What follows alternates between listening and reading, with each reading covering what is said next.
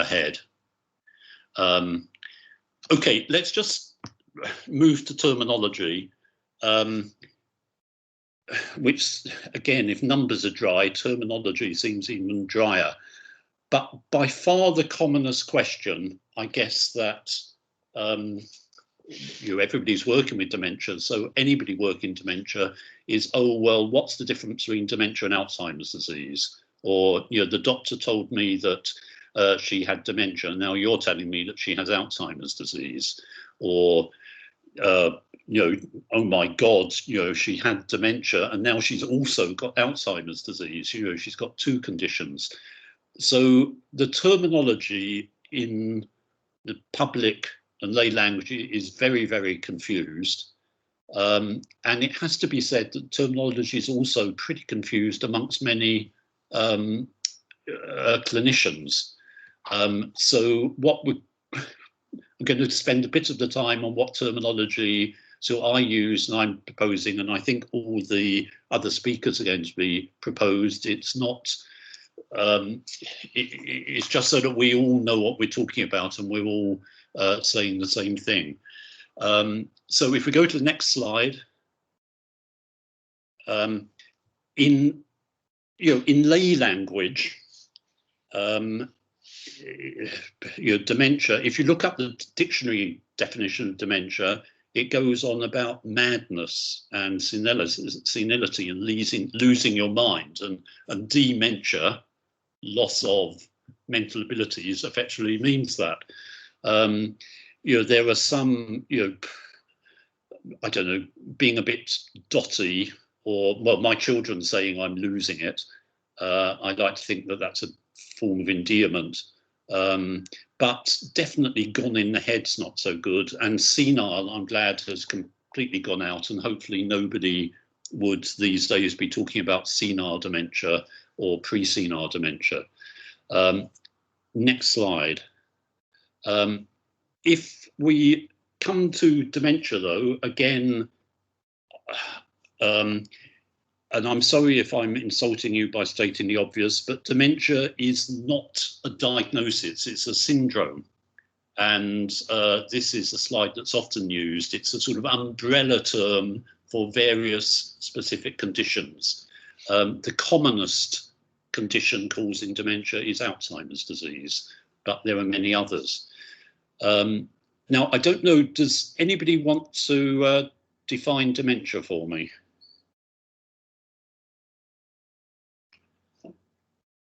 You get a gold award if you take the courage to do so. I'll probably pull you apart, whatever you say, but nobody's got the courage. I will, Tony. Okay, go for it. Is oh, sorry. There's a number of symptoms. There's an umbrella term of subdementias. Yeah, in which case that begs the question, what's subdementia? The dementia on its own is an umbrella term for dementias. Yep, I'd agree. Does anybody want to go, one further on that? Louise has got a hand up. Go for it. Yeah. Go on. I'll say it's a degenerative brain disease. Okay, but what about if I've got vascular dementia? That's to do with the blood supply. Or is that due to? Well, okay, that's to do with the blood supply to the brain. Okay, yeah. What if I've got multiple sclerosis or Parkinson's disease? They're Neurological. It's a neurological brain disorder. Yeah, so is multiple sclerosis. Yeah. I don't know. Go on. Okay. Janet's got a hand up. Janet's got a hand up. Okay, is somebody else going to take the plunge? Can I say my interpretation would be that dementia is a group of symptoms. Yep. Including memory loss, brain function. Yep. Function and ability. Yep. And grouped together. Anything else? Brain function, functional ability, cognitive loss. Okay, I've forgotten one. I'll put everybody out of Agni. The point is, actually, we all know what dementia is, but actually, if we have to try and come up with a quick, short explanation or justification, it gets a bit difficult. And we bandy the term around so often and don't actually think about what it is. And if we don't actually know what dementia is, how can we say whether somebody does or does not have dementia? So next slide.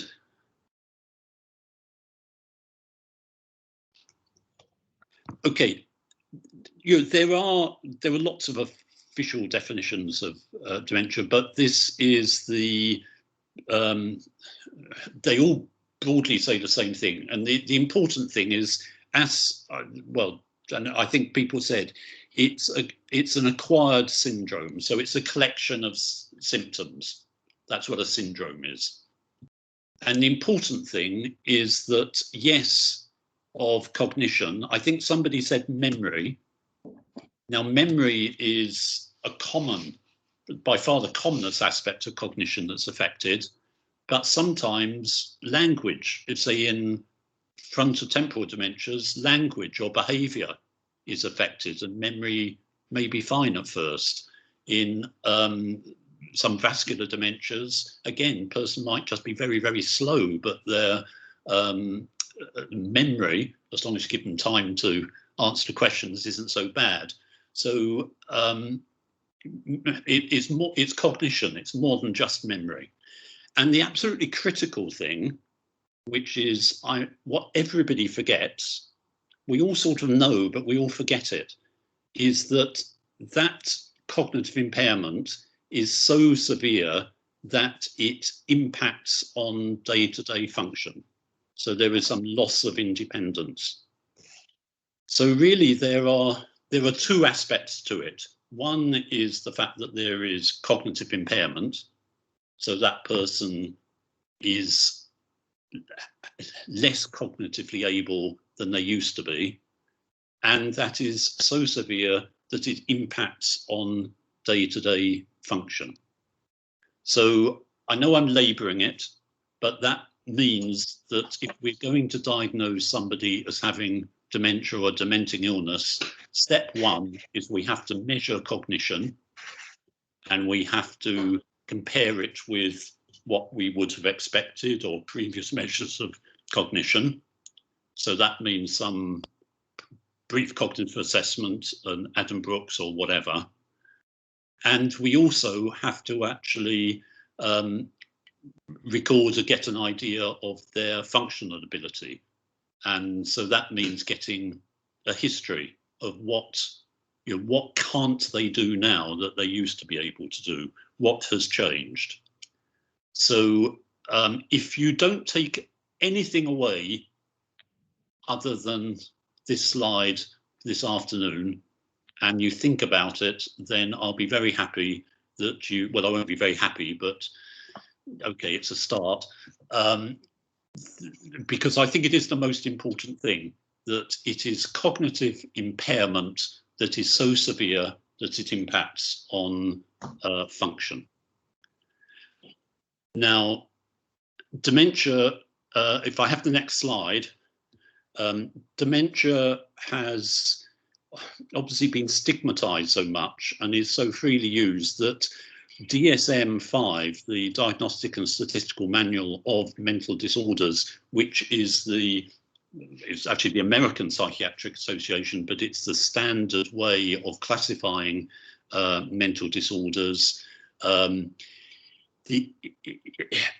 decided in their last revision 18 months ago that dementia was an unhelpful word, and therefore they would instead start calling it major neurocognitive disorder. Now, the definition is effectively the same, that there is significant cognitive decline and that it is so severe that it interferes with activities of daily living. So the International Classification of Diseases, which tends to be used more in Europe. So ICD-11, which has also recently been published, has also adopted the same terminology. Whether this will move into, over the next couple of years, the terminology that is more widely used, time will only tell. But I think I'm just saying it for you to be aware of it. I must say I quite like it, because major neurocognitive disorder, sounds like a medical condition. It sounds important because it's major, and it doesn't tell you what the cause is. So we will be talking about a major neurocognitive disorder due to Alzheimer's disease, or major neurocognitive disorder due to vascular disease. We could also talk about mild neurocognitive disorders. And so instead of talking about mild cognitive impairment, we would be talking about mild neurocognitive disorder. So let's say over the last 18 months, 2 years, this is the, if you like, the official terminology. And in research, it's beginning to be used. If you look at published papers, say it may, over the next couple of years, start permeating into clinical practice. So we just have to actually look ahead. Grace is making the point that, yeah, any definition obviously has to rule out other things. So DSM-5 talks about cognitive deficits not attributable to another mental disorder. So they don't have schizophrenia, or they don't have a learning disabilities, or what have you. So, okay, next slide. You've also got a hand up from Louise. Yep, sorry. Sorry, I just wanted to ask. You mentioned the ICD-11. Yeah. When I did a dementia module, it was a couple of years ago now. They said when the ICD-11 comes out, vascular dementia wasn't going to be classed as vascular dementia anymore. It was going to be known as cardiovascular disease. Is that correct now? Do we not? Yeah, say I think actually it's called vascular cognitive impairment, and you can have major neurocognitive disorder due to this, that, and the other. So we don't say vascular dementia anymore? Well, I think that's, to be honest, that's why I'm spending the next half an hour on talking about it, because we are, having talked about dementia, I'm now saying, well, there's this new terminology made you, and so it goes on. And again, just because it's fresh in our memories, aducanumab, that has got the license in the States, the indication for that, and all over the news and everything, was the fact for early Alzheimer's disease. Now, what's early Alzheimer's disease mean? Somebody tell me what a patient with early Alzheimer's disease will be like. When they've started noticing a difference in their everyday activities. Okay. However that may be, their speech and language, their memory, their processing skills, their visuospatial awareness. It depends how it affects them, doesn't it? Okay. So now that I'm not okay, there is no, the DSM-5 and ICD and everything don't define early Alzheimer's disease. So the pharmaceutical company has very cleverly come up with its own indication, because early means one thing, all things to all men. Your definition or your suggestion was that these people are symptomatic, but you didn't mention function, so that implies that they didn't have dementia, which probably is the group actually the company would quite like you to go for. But actually they would be termed by most people as mild cognitive impairment. We wouldn't call them Alzheimer's disease. So I think the reason I'm saying it is because the terminology is confusing. And at the, I've already said that the first slide is probably the most important. I think, I can't remember, I think it's about the last slide I've got in this presentation. I've got the sort of terminology that I think simplifies it. And if we can all sort of use, or at least know what we're talking about, then I think it actually helps us, because we pick what is the best label for the patient in front of us. And it also means that when we're talking to patients, we can sound a bit more authoritative. And when we do have the discussions about, well, is it dementia, is it Alzheimer's disease, is it old age, this, that and the other, we can know what we're actually discussing and talking about. So step one is to decide whether this person does or does not have dementia. And that is going to be by measuring their cognition with some sort of cognitive assessment and getting a history, and probably not just from the patient, but also from somebody else who knows them well, who might have a different perspective or might be a bit more reliable. Next slide. And we've already sort of gone on to this. So with underneath the dementia is we have the causes of dementia, which Alzheimer's disease is by far the most. Sorry. No, somebody's come in. Okay, next slide.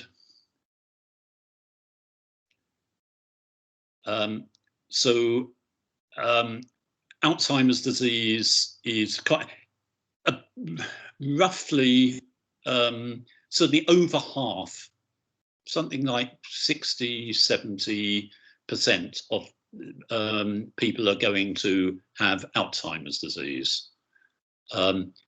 Very roughly about 5–10% are going to have Lewy body disease. And Lewy body disease may present first of all with Parkinson's disease, and then after 5 to 10 years of typical motor Parkinson's disease, they will start developing a dementia, in which case that will be called Parkinson's disease dementia. Or they may present with more dementing symptoms, in which case it will be dementia with Lewy bodies.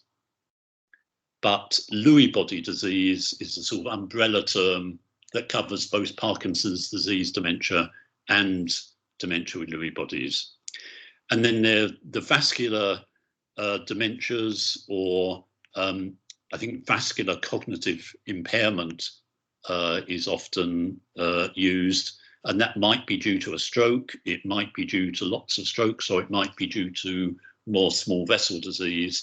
And then there were loads of other causes, probably the and deliberately, in fact, there's going to be very little talk about any of the small print causes of dementia. They're obviously very important if the patient and the family has them, but as the other dementias make up less than 5% probably of all dementia, we're not going to spend time on those. Probably alcohol-related dementia is probably the most common of the other dementias. Next slide. So just labouring the point again, if we're presented with the patient, we need to get an informant on patient history, and we need to do some cognitive testing, and we then have to decide whether they meet the criteria for dementia.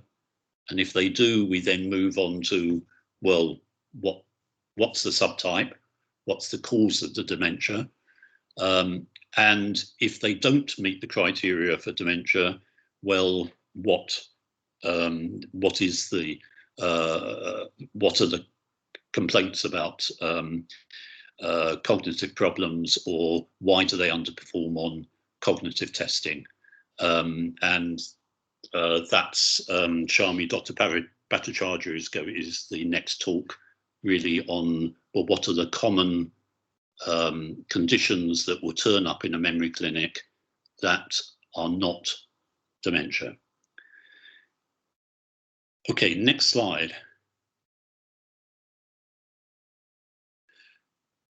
Now, there's this term mild cognitive impairment, or MCI.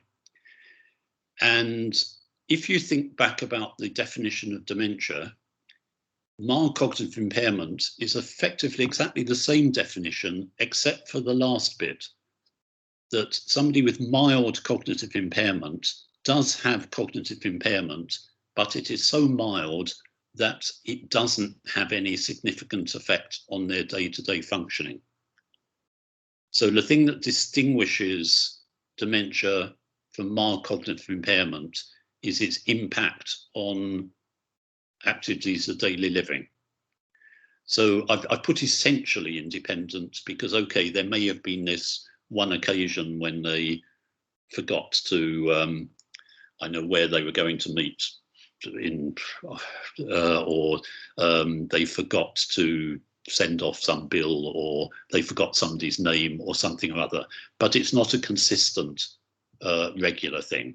So the difference between mild cognitive impairment and dementia is really purely based on history and a judgment about how severe any cognitive impairment is on their day-to-day activity. Next slide.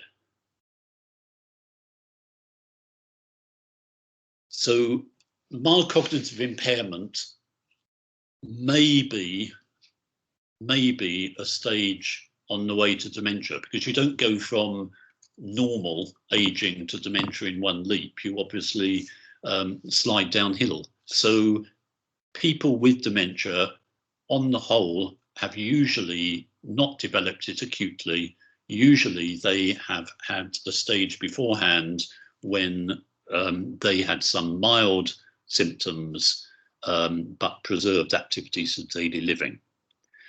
And then it progresses to mild dementia, moderate dementia, and so on.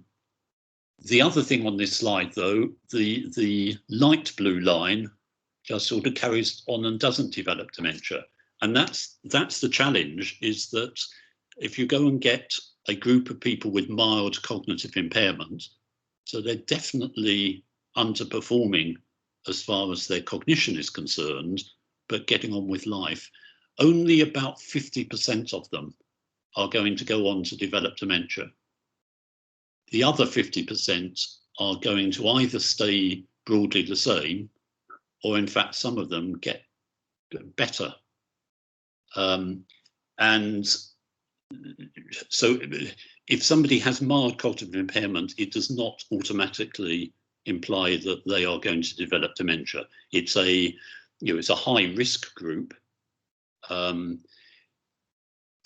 Based on sort of history and clinical tests, it's very difficult to predict who's going to progress and who is not going to progress. What has happened in the last 5 or 10 years more is still really at a research stage, though there are lots of scans and blood tests and bits and pieces and examination of CSF that will predict much better. There's even a stage before mild cognitive impairments that they've called here preclinical. And that is a stage where the person is completely lacking in any symptoms. But if you look at their brain under the microscope, then they may well have the early changes characteristic of, say, Alzheimer's disease. So going back to my discussion about what does early Alzheimer's disease mean for people with to be given aducanumab, it actually, aducanumab, if it does have a clinical benefit, is much more at this preclinical end. There's very little evidence, if any evidence, that it has much an effect once you actually have a mild dementia. So that's the challenge that we have for the future. If these drugs are available and do work, we need to be giving them at a stage when people have none or very mild symptoms, waiting for people to have what conventionally we call Alzheimer's disease and dementia is going to be too late. Okay, next slide. So similarly, if after our assessment then, yes, the patient or the informant is giving examples and concern about how their memory has changed, and they do not perform as well as one would expect on cognitive testing, but they are functioning fine, or then they have mild cognitive impairment. The question is that a forerunner of dementia? So might it be related to Alzheimer's pathology, vascular pathology, whatever, or is it less likely and more related to depression, functional cognitive disorder, or whatever? So mild cognitive impairment and dementia are effectively the same condition, the same syndrome, but one is at the mild end and one is at the more severe end. And deciding whether the people with MCI are going to progress or not is a real challenge. Now, the next slide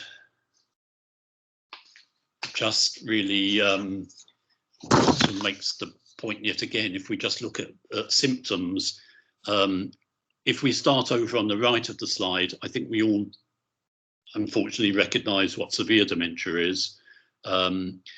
Moderate dementia, a bit more difficult to define, and mild dementia, there are, but there's no widely accepted definition of what is mild or what is moderate dementia. There are lots of individual definitions, and often, well, not often, but quite often, relatives often ask me, well, what stage is it?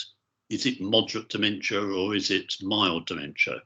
And I tend to sit on the fence. If people go on the internet, there's quite a lot about stage 1 and stage 2 dementia, and so they read all this stuff. Again, it's a qualitative thing. I tend to think of people with mild dementia as, yes, they're mildly demented, but they're getting on with life.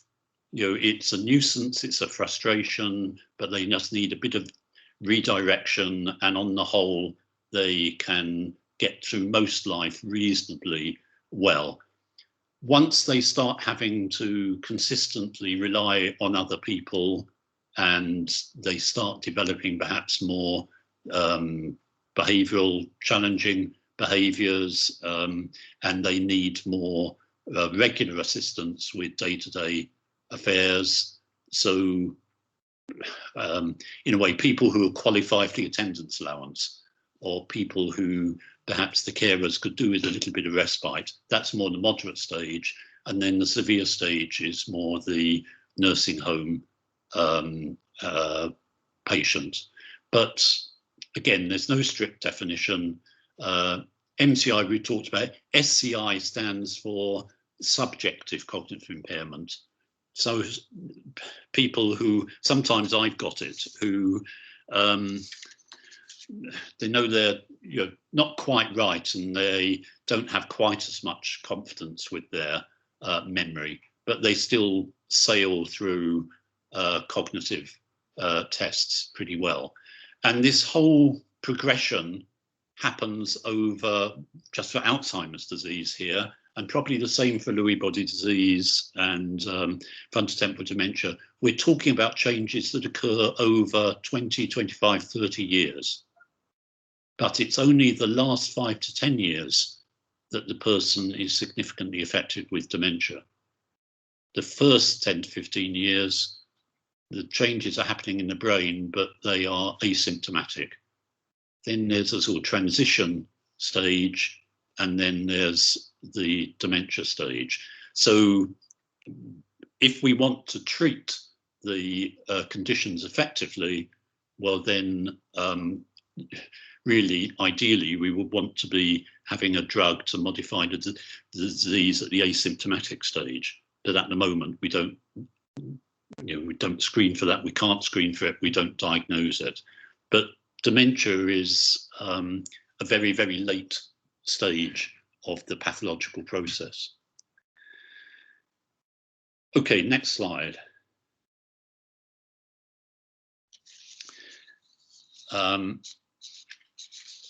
Now, I hope these, it's my fault if they are, I hope the formatted slides hasn't messed up. If we move on to the, the causes of dementia, the subtypes of dementia, nosology is the, if you want a good word for Scrabble, nosology is the medical classification of diseases. So what is the nosology of dementia? And it is very, very inconsistent. If we go to the next slide, some conditions we actually call by the name of the person who first described them, such as, anybody care to tell me a cause of dementia named after the person who first described it, and then for the bonus mark you can tell me which picture is a picture of them. Hands up from Michelle. Okay, go for it. Frederick Louis. Yeah, Louis Body. Steve. I couldn't tell you which photo it is, so I don't get the bonus point. No, you don't get. He's the top left, Oh. and he was actually professor of neurology in Berlin, but in the 1920s and 1930s. Well, before that, he was actually did his training in Alzheimer's lab. He did his PhD there. He then continued, and he was, say, in Berlin. Unfortunately, he was Jewish, and so was sacked from the university. He came to the UK as a refugee. I'm ashamed, in the 1930s.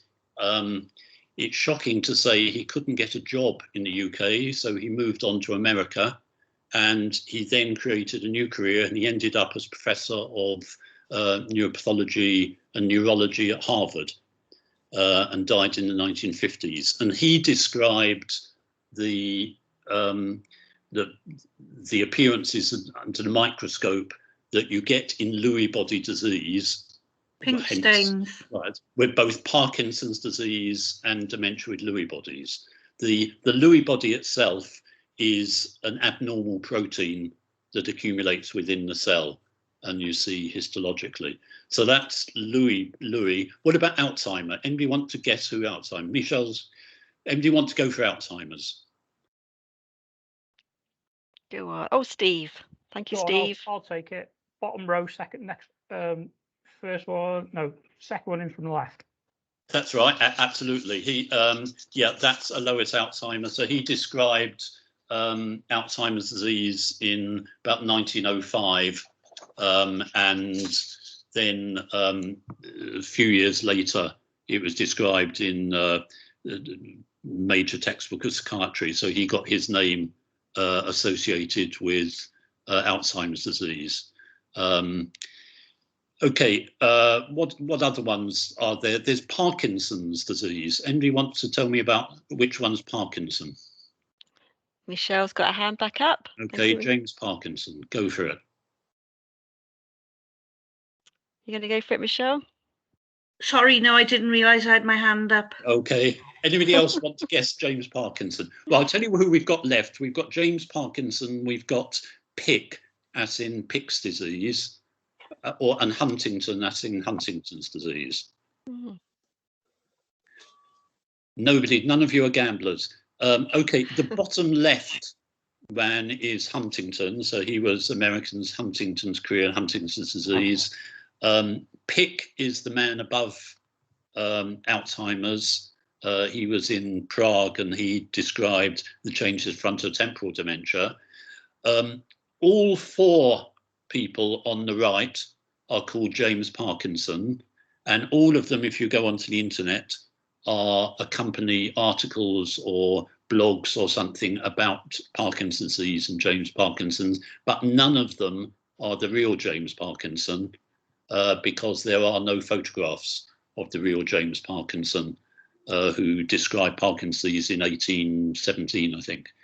So we don't have any photographs, but it's a good example of fake news and how you mustn't actually believe everything you see on the internet. And yeah, anybody who tries to Google the picture to get the point would have failed miserably. Okay, next slide. So yeah, here we are. So that's brilliant. Yeah, stay on that slide. So in a way, the only reason we talk about Alzheimer's disease and Lewy body disease is because they happen to be the person who's first described them. Whereas here, it's much less common, but people talk about dementia associated with primary progressive aphasia, or people talk about semantic dementia. Now they're relatively uncommon, probably about 1 to 3% of people with dementia, but they have a different cause, they have a different underlying pathology, and they tend to affect different parts of the brain. So, and they come under the umbrella of the frontotemporal dementias. So primary progressive aphasia is what it says.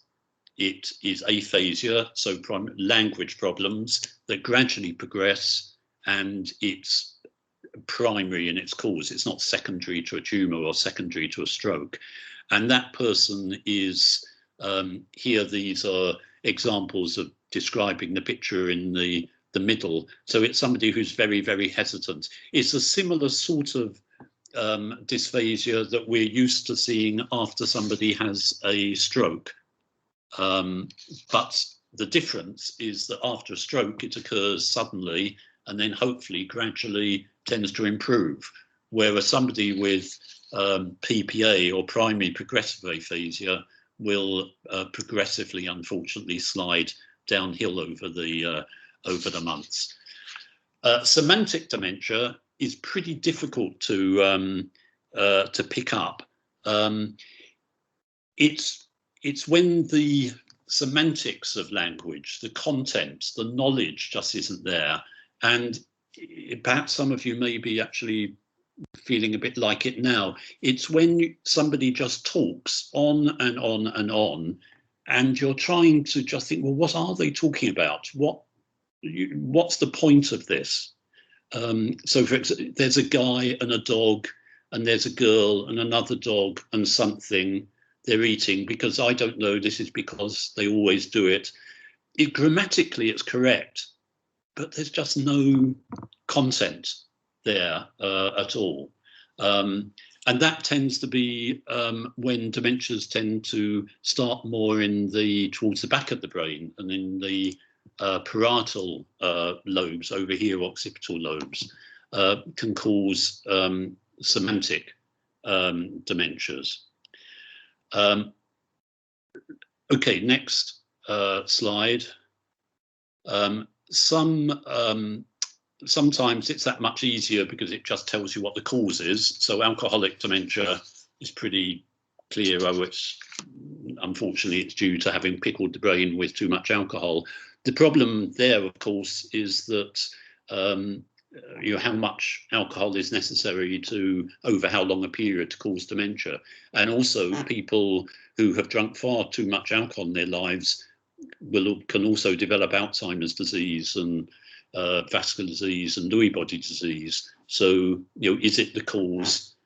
Sometimes people presenting with mild cognitive impairment and mild dementia, because they're slightly disinhibited, may start drinking more then. And so the alcohol is secondary to the dementia rather than being the cause of it. So that's a challenge. I think just in the last 2-3 years, lots of publicity has been given to footballers heading the ball, American footballers having too many thumps on the head. Increasingly, I think, I didn't see the programme, but I saw the trailer. I think there was a TV programme this week on rugby potentially causing repeated head injuries, causing what is now called chronic traumatic encephalopathy, or CTE. And in the past, that was recognised to be a result of boxing, not that surprisingly, because the aim of boxing is really to damage the brain, hopefully temporarily, so the person is knocked out. And so it's called dementia pugilistica. But now the official term is chronic traumatic encephalopathy. Again, the challenge is, well, okay, we have somebody with dementia. They used to play rugby, or they used to play professional football, or they used to be a boxer. But is that the cause of their dementia, or is it an incidental finding? Okay, next slide. So we also have sometimes the subtype of dementia really relates to where the pathology is. So the frontotemporal dementias are primarily in the frontal lobes and the temporal lobes. And the CT scan on the left there, all the black areas are atrophy, loss of brain cells, and it's very clearly in the front of the brain, whereas the back part of the brain, the lower part of the slide, is really very little atrophy. And the PET scan, which is next to it, again, the more active brain cells, the more red they are, and whereas at the back of the brain, there's quite a lot of activity, in the front of the brain there's very little. Conversely, posterior cortical atrophy, which is another cause of dementia, tends to affect the posterior cortex, so the parietal lobes, helpfully with arrows pointing to them in the PET scan.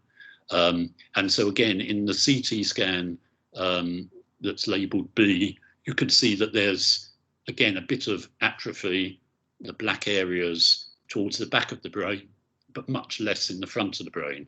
And the underactivity on the PET scan is in the back of the brain rather than the front. And people with posterior cortical atrophy present with primarily visual, spatial and perceptual problems, because that's what the back part of the brain does. So their memory may be fine, but they have problems with judging distances, reading newspapers, following the books, following the lines along, finding their way around the keyboard. Now here's my markers of impairment starting.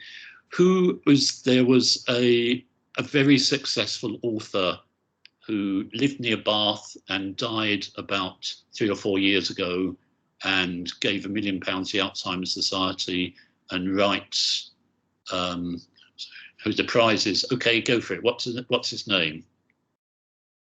Somebody's got their hand up. I want to say Terry Pratchett. Terry Pratchett, that's it, yeah. So Terry Pratchett, you get the bonus mark for this one. Terry Pratchett had posterior cortical atrophy, and his two presenting symptoms were, one was that he couldn't do his tie up, he found, and the other was that he couldn't find his way around his computer keyboard. So he actually went and got a secretary, and his last 2 books were dictated to the secretary who typed them in. And he was able to make television documentaries and speeches and so on for 2 or 3 years after his diagnosis, and his memory was relatively unaffected. But unfortunately, inevitably, the pathology spread, so it wasn't just in the back of his brain, more forward. And so in the last year or 2 of his life, he did have memory problems and more serious cognitive problems. So it's, dementia is not just memory. Alzheimer's disease typically presents with memory, but it's not just memory. I'm being quite serious. I know, when you say Terry Pratchett, I recognise it immediately. If I had waited around for another 45 seconds, eventually, hopefully, it would have come to me. That sort of I hope, that problem with just trying to think of the word or the name or whatever, is a typical aging effect. I say confidently. You know, I'm nearly 68, and so you know, I certainly have over the last couple of years started noticing aging effects, but they don't significantly affect my day-to-day functioning. I could still manage to do very well on cognitive assessments, particularly because I tend to know the answers, the test probably better than the person administering them. But they don't have, hopefully, that much of a significance. And somebody is actually volunteering menopause as, yeah, seriously, yeah, menopause and actually pregnancy. Those of you who have been through pregnancy may have, interesting, there are studies showing that people, particularly in the last trimester of pregnancy, tend to actually have some word finding problems.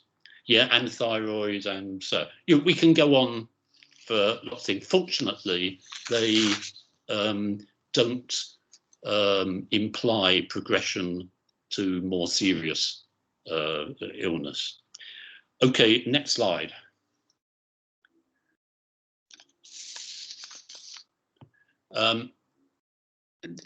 Just finally, the way that we talk about these different sort of causes of dementia, we've got to pathology. So Lewy body disease we talked about. You can't really see the dark thing right in the centre of that histology slide. There is the Lewy body with alpha-synuclein protein. Normal pressure hydrocephalus over on the left is an uncommon presentation of dementia, where the pressure within the CSF, central cerebral spinal fluid pressure within the brain increases. So the ventricles, the black areas there, have to expand to contain all of the CSF at a normal pressure. But they do that by squashing the rest of the brain. And so people present with usually a sort of slowly insidious dementia, but also they usually have problems with continence and sort of unsteady apraxic walk.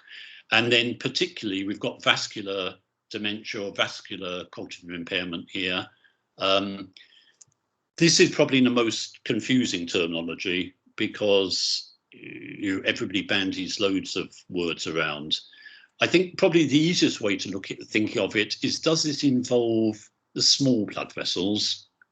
So the one in the middle, so they tend to supply the centre of the brain, so the subcortex. An official term tends to be subcortical ischemic vascular dementia. People talk about small vessel disease. Now that's very, very common with aging and is often very asymptomatic. So just because somebody has a brain scan that is reported as saying small vessel disease means nothing. For God's sake, do not start labelling people as having vascular dementia solely on the basis of a scan report that mentions small vessel disease. It's a little like doing an ECG and they have slightly flatter T waves as get older and labelling them as having had a heart attack. You know, it's small vessel disease on brain scans tends to be an age-related thing. If it's very, very severe, then absolutely, yes, that may be relevant. But most people in their 70s, 80s are going to have some small vessel disease on their brain scan. If it's the larger blood vessels, well, effectively that's stroke disease. So you can either have a typical middle cerebral artery stroke, like the scan in the middle there, where over on the top left, so the right frontal and parietal lobe, there's a large area of black, which is a large stroke. And about 30% of people who survive a stroke have dementia subsequent to their stroke. Everybody tends to get totally worked up about their walking and their physical symptoms and perhaps their language and overlook the cognitive problems. Traditionally, we talk about multi-infarct dementia and stepwise position, all the rest of it, that's pretty uncommon. In fact, pure vascular dementia is very uncommon. It's pure vascular dementia is probably, well, histologically is probably only about 5% of dementias. It very often is there alongside Alzheimer's disease. So the commonest cause of dementia is probably mixed dementia. But just be wary, unless there's a very clear history of a single stroke and clear time relationship to the cognitive impairment and the strokes, just hesitate a little before you start actually diagnosing and labeling somebody as vascular dementia, because it's clinically, it is greatly overdiagnosed. That's, I think, partly because it sounds better than Alzheimer's disease. Oh, you're people, oh my God, I thought it might be Alzheimer's disease. Thank God it's only blood supply and vascular disease and stroke disease. Actually, the prognosis of vascular dementia is probably worse than that of Alzheimer's disease, but that's not the way that people hear it. Okay, just in the last 5 minutes, quickly the next slide. I'm not going to talk a lot about this. This is specifically Alzheimer's disease. So we know that the changes in the brain are to do with laying down abnormal amyloid protein and abnormal tau protein. And the amyloid protein is over on the left, is the brown stuff in the middle there. These are actually Alzheimer's original pictures on the left. And that tends to start in the temporal lobe, in the hippocampus, the areas in where it's in green there in stage A, and then spreads to the rest of the brain. And the hippocampus and the medial temporal lobe tend to be involved with learning and memory. So typically, somebody with Alzheimer's disease is going to present with learning or memory problems. But then as the pathology spreads elsewhere, then the problems will affect other functions. Sometimes Alzheimer's pathology starts in other parts of the brain.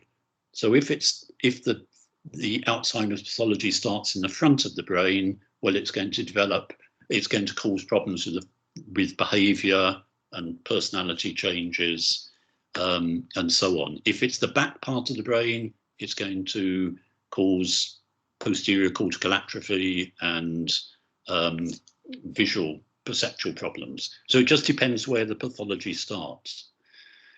Next slide.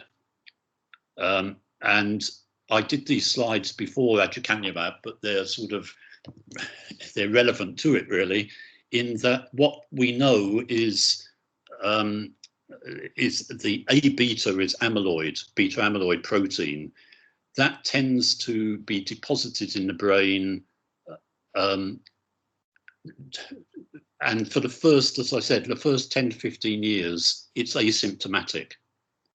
And then when the brain gets absolutely clogged with amyloid, it starts causing symptoms, initially mild cognitive impairment and dementia. What seems to happen is that the amyloid protein seems to actually trigger tau protein to start accumulating, or can't be cleared fast enough. And so the tau protein tends to start, and the neurofibrillary tangles start developing a bit later. And it seems to be the tau protein that causes loss of synapses and neuronal dysfunction, which in turn tends to cause the symptoms. So there's this sequence that seems to occur. So the next slide.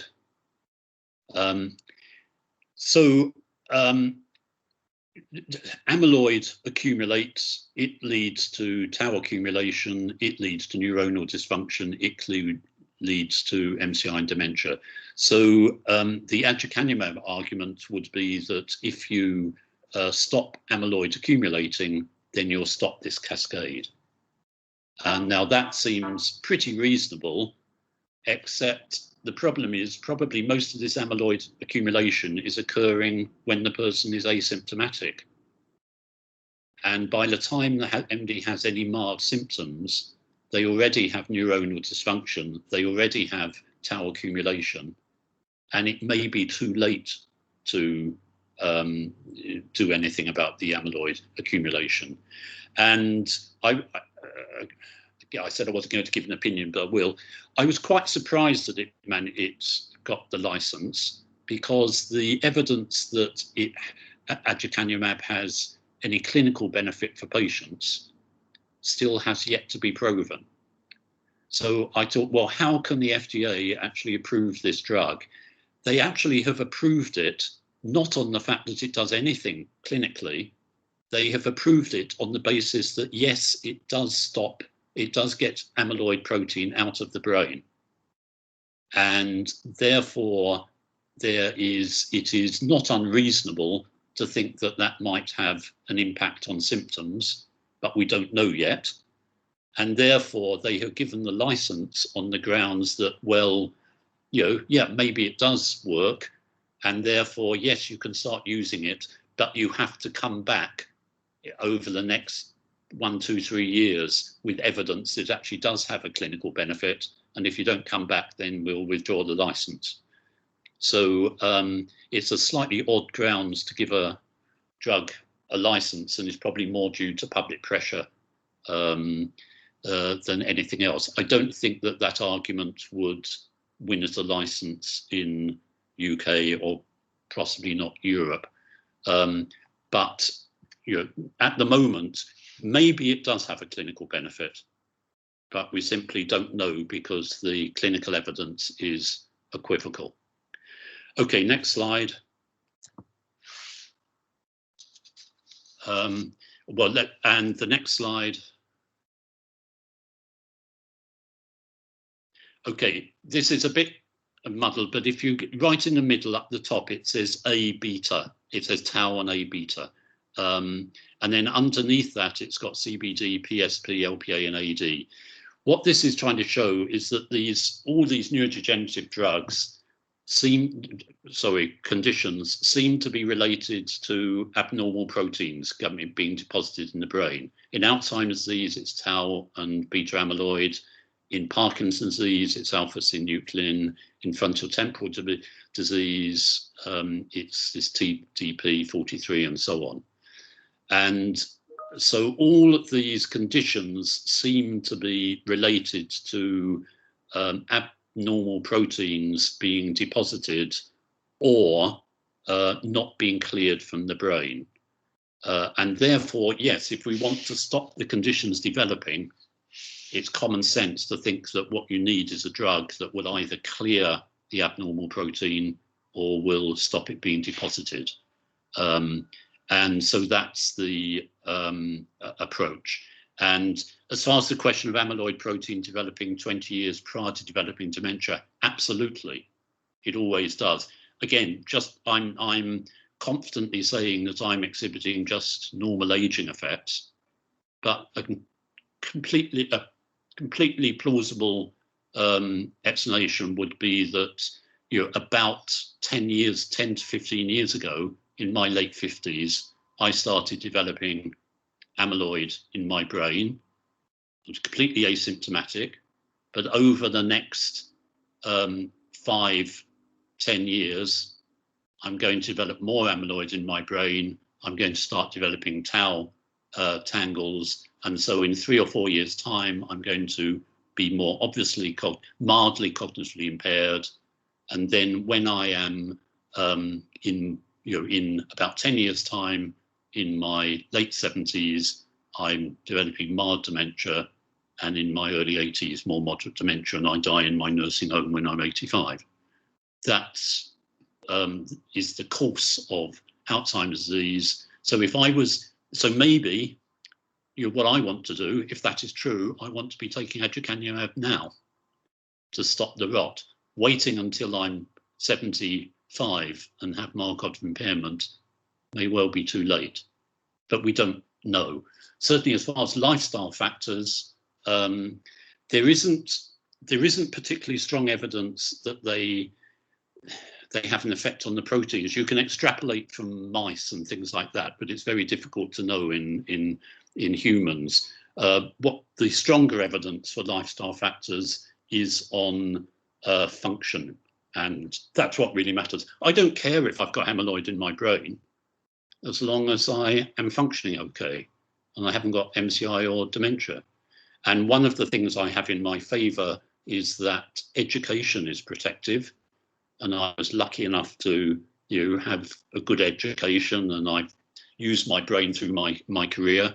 And we know that the more education you have, and the very fact that I'm keeping active, I suppose, in retirement, is protective. So yeah, keeping active and thinking about lifestyle factors is important. Okay, next slide. So here we are, and then next slide. This actually is everything that I've just said on one slide. So this is the second slide that you just want to get about. So we have up the top the syndromes in orange, and then in the lighter blue we've got the sort of, if you like, vague categories. So neurodegenerative diseases, and the main ones: Alzheimer's disease, Lewy body disease, and frontotemporal dementia. And then Alzheimer's disease typically presents with memory problems, but if it starts in other parts of the brain, may present with other ways. Lewy body disease can either present with dementia or can present with Parkinson's disease, motor problem, which later goes on to develop a dementia. Frontotemporal dementia tends to affect behaviour or language, and then vascular disease, either small vessels or large vessels. And last slide of all, hopefully all of you will be aware of the circular, and if you're not, I guess Rebecca or Makeda could actually just make sure that it's on the Padlets. The way to count numbers and know how many people have a diagnosed dementia and whatever is for it to be recorded, and to try and simplify matters within general practice, instead of using all the coding system over on the left that's possible, it is strongly encouraged. I think it's a government requirement that all communications about patients with dementia or mild cognitive impairment, so letters, emails, the read code, which is the coding system that general practice uses, should be used. And all you have to do is use these 6 codes. The Alzheimer's disease EU00 dot, the important thing to be aware of is that the dots matter. Every read code has 5 digits. So Alzheimer's dementia is EU00 dot, vascular dementia is EU01 dot, and so on and so on. And that just means that this is the way that data is recorded and can be analysed centrally, so that if everybody uses the codes, then the numbers can be picked up much more easily. And I venture to say, actually, the dementia rate will probably go up just simply because people are being coded properly.